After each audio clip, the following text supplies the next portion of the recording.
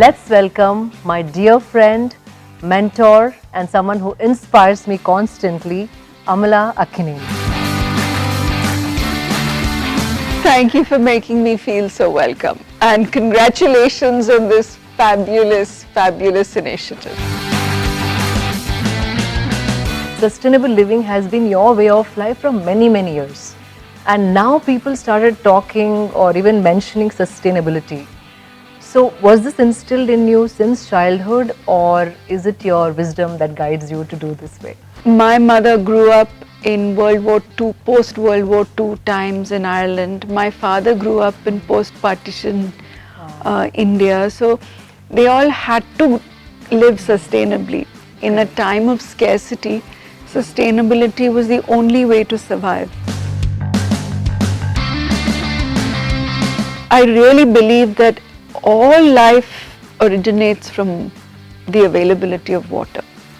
So before anything else, if we learn to conserve and respect and replenish our water, life would be much better on this planet for everybody, not just for us. I heard you speak very fondly about your mother. What kind of impact did she have on you to become the person you are today? Or she was always cooking, because we were three of us always ravenously hungry. I even remember her cooking with a book. Oh, really? She'd be cooking and reading both at the same time. So that was my mother. And you turned vegan many years ago when no one even knew what veganism was, in Hyderabad at least. I want you to coin a change that most of them can, make. Any meal you choose to abstain from eating a living creature will have its impact. Right.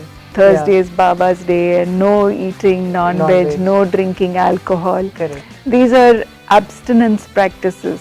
Okay. It'll help you internally, mentally, physically, as well as it'll help the environment.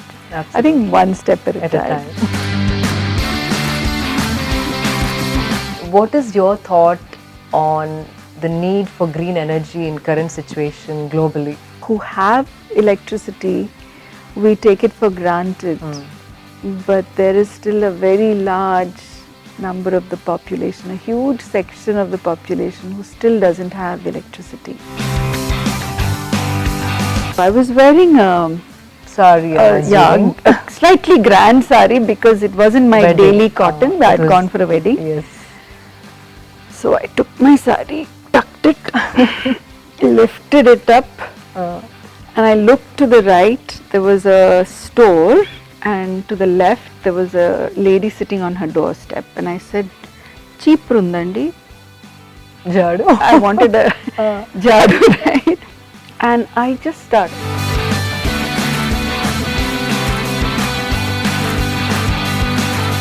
Would you suggest every household to grow at least a part of their food, even if they have a small balcony? And is it doable? Nag and Samantha have proved that, right? I'm still excited to learn what I want to do.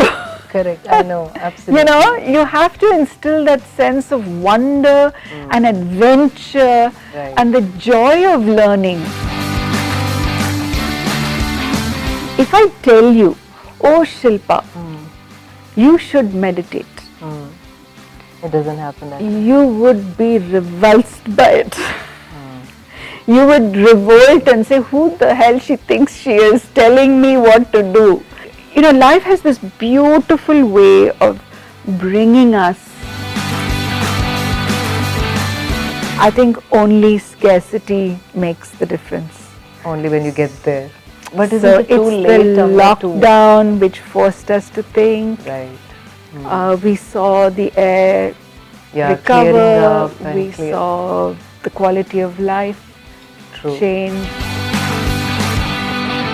Roses or lilies? They're both so beautiful. I know. You pick.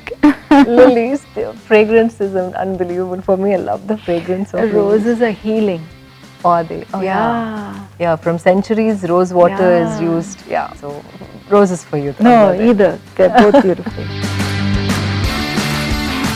I aspire to be at least 1/3 of what you are today? I can say 100 things to 100 people, but only 1 in 100 actually listens and actually implements it. Okay. And you are one of those. Thank you. I'm a good student then. So it's an honor. Thank you for having me. And before you leave, we put a small gift hamper for you from Yellow Veranda.